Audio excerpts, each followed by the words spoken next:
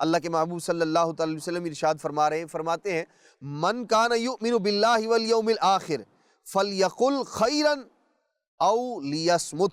نبی پاک صلی اللہ تعالی علیہ وسلم نے فرمایا جو اللہ کریم اور قیامت کے دن پر ایمان رکھتا ہے، یعنی جو مومن ہے، مسلمان ہے، فرمایا فلیقل خیرا، یا تو اچھی بات کہے یا خاموش رہے۔ دو ہی باتیں ہیں، دو ہی آپشن ارشاد فرمائے، یا تو خیر کی بات کہو یا خاموش رہو۔ زبان سے اس کے علاوہ اور کچھ نہیں نکلنا چاہیے۔ ہم اپنے معاشرے میں دیکھتے ہیں لوگ فضول باتیں کرنا، فضول تبصرے کرنا، بیٹھ جانا اور پھر گھنٹوں گزار دینا، یہ تو عام معمول بنتا چلا جا رہا ہے۔ بلکہ اس سے بھی بڑھ کر یہ تو فضولیات کی گفتگو ہے۔ معاذ اللہ لوگ گالیاں بکنے سے بھی گریز نہیں کرتے۔ زبان کو جو قابو میں رکھنے کا، حفاظت کا جو اللہ کے محبوب علیہ الصلوۃ والسلام حکم ارشاد فرما رہے، کس لیے؟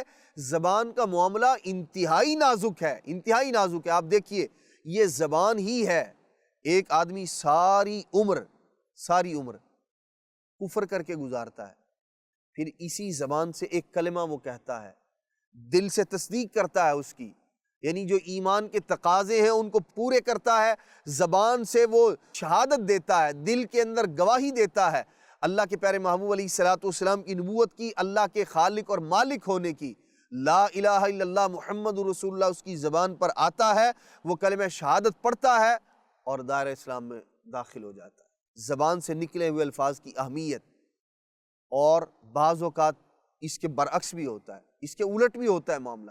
ساری زندگی مسلمان رہا، نیکیاں کرتا رہا، لیکن معاذ اللہ زبان پر کوئی ایسا کلمہ آ گیا، کوئی ایسی بات اس نے کہہ دی کہ جو اسلام کے خلاف تھی، جو اسلام کے اصول، قاعدے، قوانین، اسلام کی بنیادوں کو گرا دینے والی تھی۔